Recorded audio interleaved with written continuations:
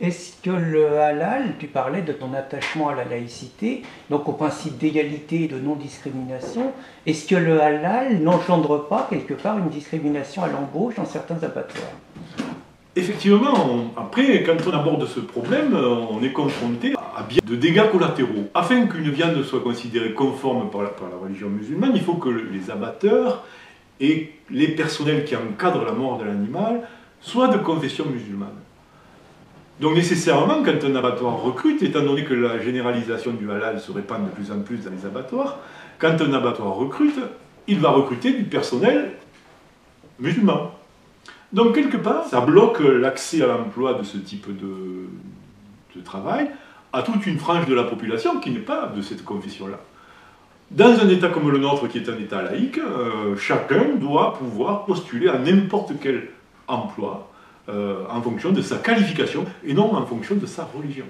C'est proprement scandaleux que dans un État laïque comme le nôtre, soit mise en avant dans une filière qui est tout à fait naturelle, à savoir la filière qui permet à chacun de consommer de la viande, dans cette filière-là, des animaux, des emplois soient conditionnés par le fait d'appartenir ou non à une religion.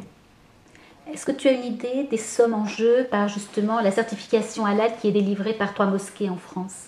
Alors là, c'est un petit peu... c'est une question très intéressante à laquelle je n'aurai pas toutes les réponses, malheureusement. Car quand on aborde la filière de l'abattage rituel, une espèce d'opacité se crée immédiatement. Est-ce que cette opacité est volontaire? Est-ce que cette opacité est accidentelle? Aujourd'hui, je ne suis pas en mesure d'y répondre. Mais les chiffres sont quelque peu dérangeants. L'interprofession, qui s'appelle Interbev, est un organisme national qui gère l'ensemble des abattages des animaux. Cet organisme possède en son sein toutes les informations concernant les abattages rituels. Donc on peut estimer aujourd'hui que le marché du halal représente environ, pour ne parler que de celui-ci, environ pas loin d'1 million de tonnes d'animaux. Ce million de tonnes est effectivement labellisé halal. Il s'avère que je ne sais pas pour quelle raison, j'ignore la raison, mais il s'avère que pour pouvoir labelliser 1 million de tonnes d'animaux, environ, 3 millions de tonnes sont abattues halal. Est-ce que les abatteurs sont incompétents au point de mettre au rebut 2 tiers de la marchandise abattue?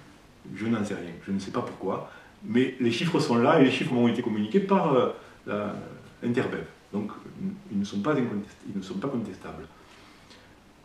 S'il s'agit effectivement d'un abattage qui porte sur 3 millions de tonnes d'animaux, sachant que la taxe prélevée sur les abattages rituels est de 15 centimes au kilo. 15 centimes, me direz-vous, c'est très faible. Mais 15 centimes ramenés à la tonne, ça fait 150 € tonne. Sur 1 million de tonnes, ça fait quand même la coquette somme de 150 millions d'euros. Mais si on passe à 3 millions de tonnes, ça fait pas loin de 450 millions d'euros. Donc, moi, je souhaiterais, en tant que citoyen français, avoir un petit peu plus de clarté à ce niveau-là. J'aimerais, de la part des pouvoirs publics, si les pouvoirs publics me font payer une dîme à mon insu, j'aimerais savoir de combien est cette dîme. Et j'aimerais savoir où va cet argent, qui le reçoit, combien ils reçoivent, qu'en font-ils, puisque c'est un argent qui transite par le biais de structures de l'État. Puisque, quelque part, un abattoir, mettons un abattoir municipal, comme celui de Bordeaux, puisque c'est sur le site de l'abattoir de Bordeaux que nous avons eu les prix pratiqués au niveau des abattages rituels, de la dîme, entre guillemets. Donc, dès l'instant où c'est un abattoir municipal, c'est une structure laïque qui relève de la gestion d'une mairie. L'argent transite par les structures de la perception et par les structures de l'État. Ça contrevient donc délibérément à la loi de 1905 qui spécifie que l'État ne doit subventionner aucun culte. Mais quelque part, il y a une espèce de contradiction quand même là. Il y a du moins un flou, une espèce de flou. Voilà. Alors, nous, simples citoyens, c'est complexe pour avoir ces informations-là, parce que nous ne sommes que des consommateurs ou des producteurs, donc les deux extrêmes de la chaîne. Moi, je produis de la viande d'agneau, de mouton ou de canard, le consommateur va la consommer. Mais entre-temps, il s'est passé un événement qui conditionne la moitié des animaux abattus en France, et autour de cet événement, il y a une espèce d'opacité, entretenue ou non. Il y a d'ailleurs quelque chose d'assez bizarre, puisque Guillaume dit qu'il y a seulement 800 000 musulmans pratiquants en France.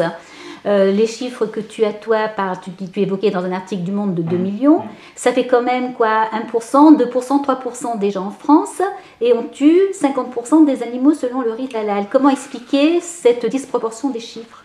Alors cette disproportion des chiffres, elle est complètement inexplicable, à tel point que, en tant que bon paysan, j'ai fait comme tous les bons paysans, je suis allé au sommet de l'élevage à Cournon, à Clermont-Ferrand, en octobre dernier. Et là, nous sommes allés au stand d'Interbev, l'interprofession du bétail et des viandes.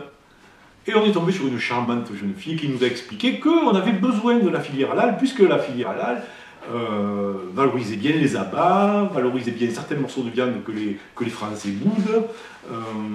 Donc, pour que ces abats puissent être consommés, il fallait abattre le maximum d'animaux halal, afin que le maximum d'abats puisse être valorisé. Ce qui m'a fait doucement sourire, puisque moi, en tant que paysan, quand je livre un agneau ou un bœuf à l'abattoir, on ne me paye pas les abats. Donc déjà, c'est de l'argent qui ne me profite absolument pas en tant qu'éleveur, donc je me ficherai royalement que mes animaux soient abattus halal ou pas. Dès l'instant où, à moi, paysan, on ne paye pas cette partie de l'animal. Donc, la question, encore que je posais à cette jeune fille, la même que tu viens de me poser, pourquoi est-ce qu'il y a tant d'animaux abattus de façon rituelle en France? Et sa réponse également a été de me dire, mais vous comprenez, c'est un aspect commercial intéressant, on ne peut pas négliger cet aspect-là, et c'est un volume de viande qui est en plein développement, dont on ne connaît pas vraiment les quantités, donc il faut abattre le maximum d'animaux afin que la communauté musulmane puisse piocher dans la masse de viande disponible ce dont elle a besoin, et puis le reste est vendu dans le circuit conventionnel. Il m'attendait là, à une époque de traçabilité maximale, où vous nous imposez des bouclages, des rebouclages des animaux, une identification terrible, des cahiers, on a à la maison plus de livres que n'importe quel, que d'un fonctionnaire qui travaillerait dans n'importe quelle administration. Tellement de bouquets que même quand on déplace les animaux pour les conduire à l'abattoir, ma femme en remplit un toutes les semaines, il est tellement gros qu'on l'appelle la Bible. On veut dire un petit peu la documentation avec laquelle on est obligé d'être confronté. Et là, subitement, dès qu'il s'agit d'abattre mes animaux, tout devient complètement opaque. Et tout devient complètement comme derrière un rideau de fumée. Et ces marchandises qui ont été labellisées halal se retrouvent dans la filière conventionnelle avec une absence de traçabilité. Elle me dit, vous comprenez, si on se met à labelliser ça halal, le Français moyen ne l'achètera pas. Je dis, mais madame, ce n'est pas le problème du consommateur, c'est le problème du distributeur. Si vous faites abattre plus d'animaux que ce que le marché est capable d'en consommer, c'est votre responsabilité. Vous n'avez pas à faire manger des produits non identifiés à l'insu du consommateur. Ce n'est pas légal. J'avais l'impression d'être vraiment le dernier des pecnos qui sortait de sa campagne. Moi, il me semblait que chacun jouait le jeu. Que la traçabilité aujourd'hui en France, c'était une règle d'or. Manifestement, je suis tombé des nues. Alors, est-ce que, à ton avis, on pourrait, nous, consommateurs qui réclamons justement d'avoir cette traçabilité qu'on nous refuse, puisque le secrétaire d'État au commerce, Frédéric Lefebvre, a dit que ça n'était pas possible parce qu'on allait stigmatiser les pratiques religieuses, est-ce que tu crois qu'on pourrait obtenir, via le bio, cette assurance? Est-ce que les éleveurs ne pourraient pas d'eux-mêmes prendre cette responsabilité de dire « je m'engage à ce que mes animaux ne soient pas tués selon le rite de l'abattage rituel et à ce qu'ils ne souffrent pas ». Est-ce que ça te semble quelque chose de possible et est-ce que ça peut être généralisable? Est-ce qu'on peut le proposer à d'autres éleveurs et comment peut-on faire de façon pratique? Oui, c'est une très bonne question et à mon sens essentielle. Ta question en soulève deux en fait. La première, qui est très très très importante, c'est justement la loi même de l'abattage, qui encadre l'abattage des animaux. Nous avons en Europe et en France une magnifique loi, qui est très structurée, et qui nous impose vraiment des pratiques totalement respectueuses, du moins décentes, par rapport à la fin de vie de l'animal. Or, il existe une dérogation à cette magnifique loi, concernant justement les abattages rituels. Du coup, cette loi magnifique est-elle la ligne Maginot, contournable aisément? Et du coup, aujourd'hui, 50% des animaux se retrouvent abattus rituellement. Donc la loi ne remplit plus son office, elle n'est pas respectée, elle est contournée. Et ce qui est dramatique, c'est que quand il s'agit de dérogation, normalement, c'est un acte exceptionnel. Et tout acte exceptionnel doit être entouré de demandes préalables. Et ces demandes doivent être soumises à autorisation par les autorités compétentes. Mais alors là, dès qu'il s'agit de religion, plus aucune demande n'est faite, plus aucune dérogation n'est demandée, et plus aucun personnel compétent n'est autorisé à se prononcer. Donc aujourd'hui, la loi est doublement violée. La première fois, parce qu'elle n'est pas appliquée en raison du fait de la possibilité de la contourner, et la deuxième fois, dans le sens où aucune dérogation n'est demandée, et où chacun fait un peu comme il a envie. Donc en fait, la loi est une fausse loi. Elle est lettre morte. Le deuxième point que tu abordes, c'est la question du bio. Et là, c'est un point très intéressant. Parce que je pense que nous pourrions, de même que dans l'agriculture biologique, le gavage des canards est interdit, pour le respect du bien-être animal, parce qu'on estime que c'est violent pour l'animal de gaver, eh bien l'amateur de foie gras ne mange pas du foie gras biologique. De même, nous pourrions dire, voilà, nous estimons que l'égorgement vivant de l'animal est brutal, est irrespectueux du travail qui a été fait en amont par l'éleveur, est irrespectueux pour le consommateur qui est censé vouloir manger un produit de qualité, où l'animal a été respecté, et où il est prêt à payer plus cher, parce que toute cette chaîne a été une chaîne du respect du bien-être animal. Le bio pourrait devenir une zone de refuge, où les gens qui veulent consommer laïque, où les gens qui veulent consommer dans le respect de la vie des animaux, pourraient se dire, eh bien voilà, si j'achète là, je suis sûr qu'on ne m'a pas abusé. Je suis sûr que j'aurai une alimentation qui aura été bien encadrée politiquement. Je pèse mes mots, parce qu'aujourd'hui, c'est un petit peu l'anarchie, c'est un petit peu, chacun fait un peu comme il a envie.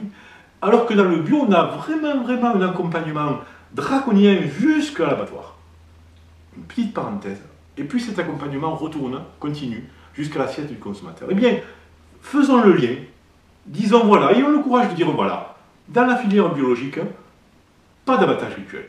Parce que ce sont des pratiques barbares, parce que ce sont des pratiques violentes, et que nous ne voulons pas que nos animaux, qui sont élevés dans cette filière, soient martyrisés à un quelconque moment de leur vie. Donc, du coup, quelque part, le consommateur, s'il veut consommer un produit dont il aura la certitude que l'animal aura été respecté tout le long de sa vie et jusqu'à sa mort, pourra s'engager dans cette filière-là en tant que consommateur.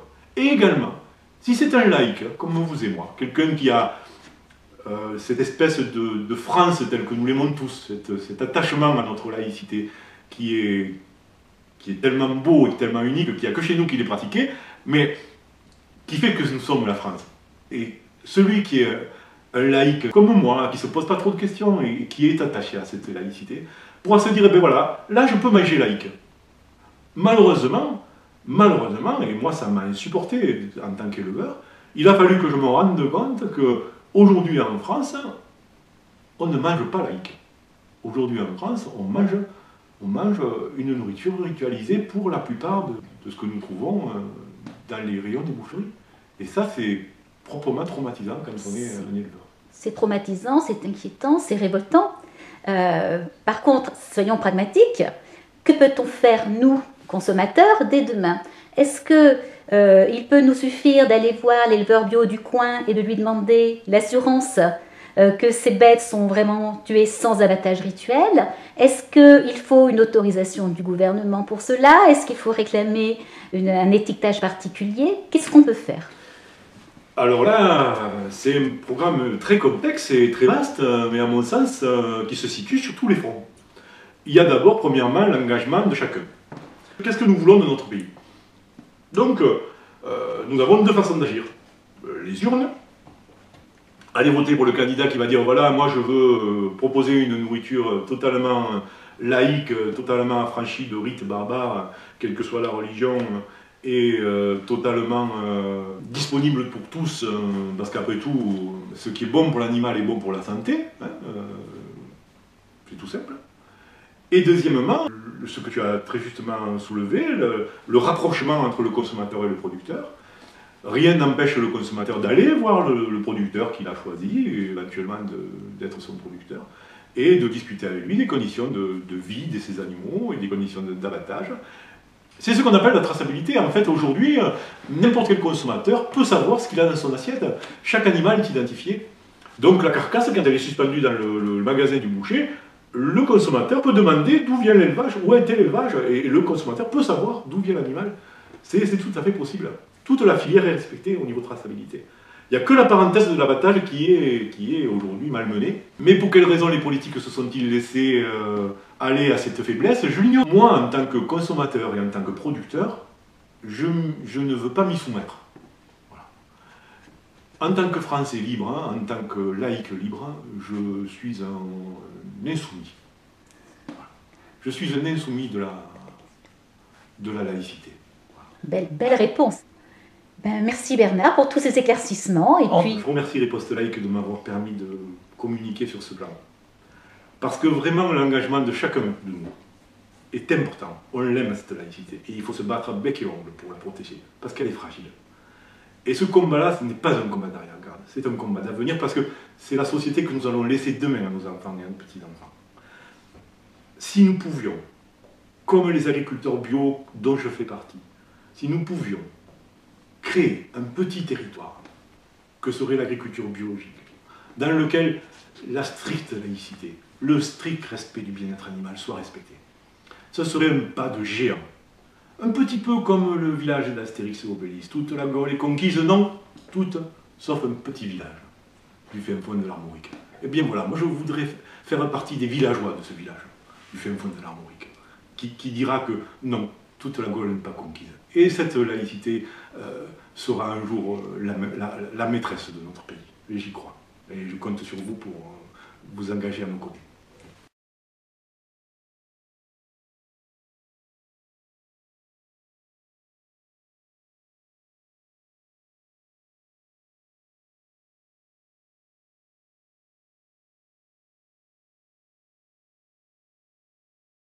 Allons enfants de la patrie, retrouvons nos idéaux, ce qu'on nous viole et qu'on salit, hissez haut notre drapeau.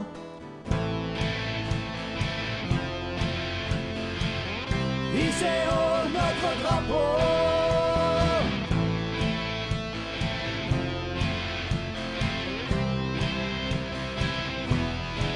Allez, viens,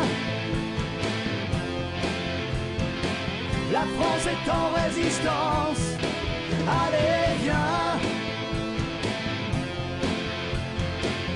rejoins-nous, reprends confiance.